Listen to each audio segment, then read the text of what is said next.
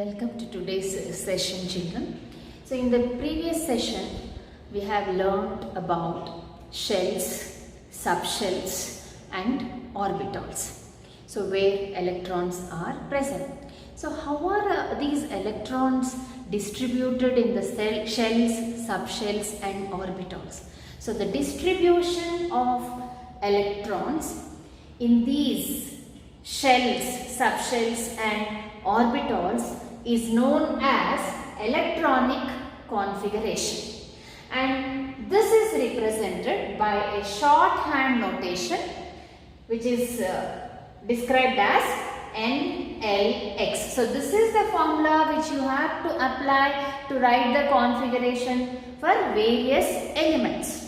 Now what does it mean by N here? N is principal quantum number. It represents principal quantum number which starts from 1, 2, 3, 4 and so on.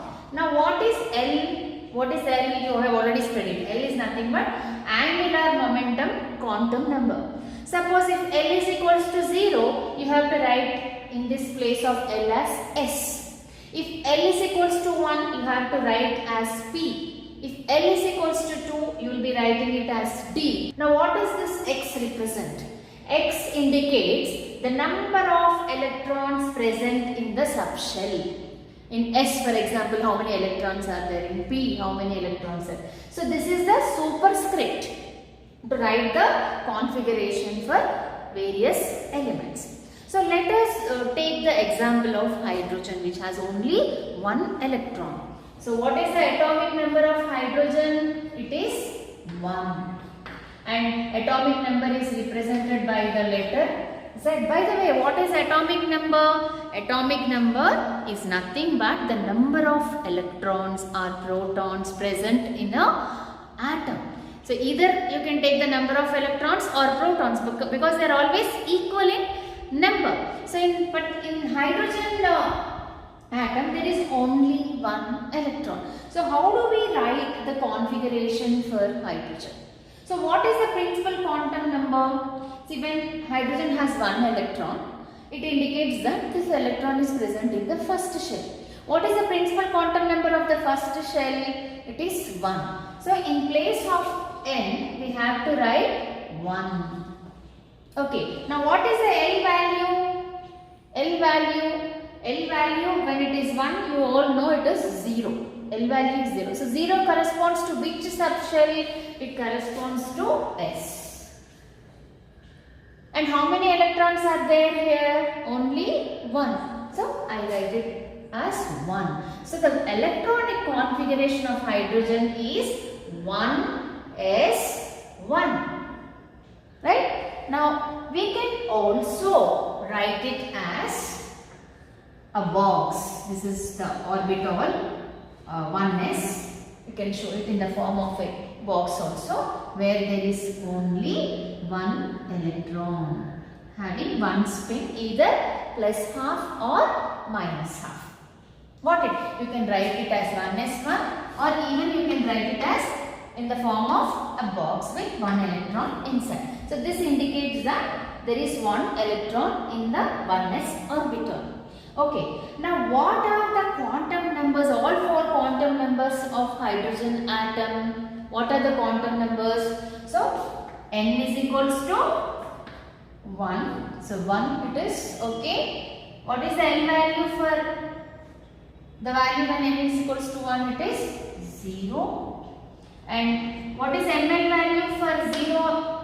When L value is 0, what is the ML value? ML value is also 0. Only one value possible for ML when L is equals to 0, that is 0. Now what is spin quantum number? Spin quantum number ms, we write it as ms. It can be either plus half or minus half. Anti-clockwise spin or clockwise spin. So this is how we can write the quantum numbers for the atom hydrogen. Okay, now let us take the next example, helium. Helium has total 2 electrons. Total 2. Now, one S can take in how many electrons total one orbital can take in? 2. So, one more this s orbital can take. So we can write it as 1s2. And you want to show it in the form of a box, you have to show this way. Okay, what does these arrows indicate? They are having opposite spin, not the same spin. One will have clockwise spin and another electron will have anti-clockwise spin. So that is the reason why we have represented like this. And this orbital is named as 1s, which has 2 electrons.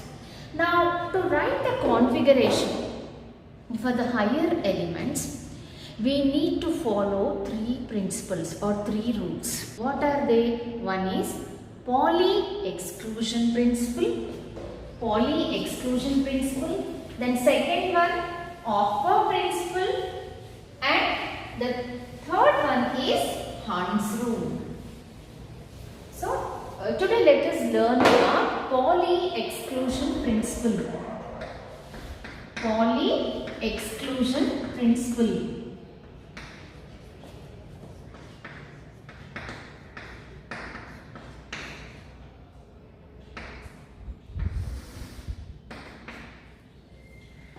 Okay, according to this principle, no 2 electrons will have all 4 quantum numbers the same. I'll just repeat, children.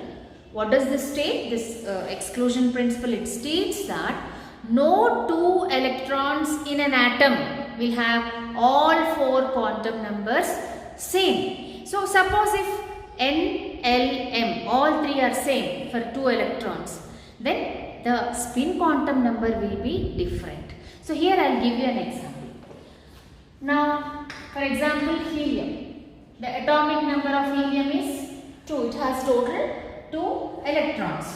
So, how do we write the configuration as 1s2, or we represent it in the form of a box like this. This is the configuration. Now, there are 2 electrons in the first s orbital, which is present in the first shell of an atom. Now, let us look at the quantum numbers of helium. What are the quantum numbers? The quantum numbers of helium are n is equals to 1. So, 1 is the principal quantum number. L for s, what is L value for s? It is always 0, remember. L is 0. Now, what is ml value for s? ml value is 0. So, this is for the first electron. Let us take it as first electron of helium. These are the 3 quantum numbers. Now you have one more electron here, right? There are 2 electrons. So second electron's quantum numbers, if you write, second electron. For the second electron also, n is equals to 1, L is equals to 0 and ml is equals to 0. So these 3 quantum numbers are same for both the electrons. Now what about the last one, last quantum number, spin quantum number ms? For these 2 electrons, what are the spin quantum numbers? So for the first electron, if it is plus half, the second electron will have the value minus half.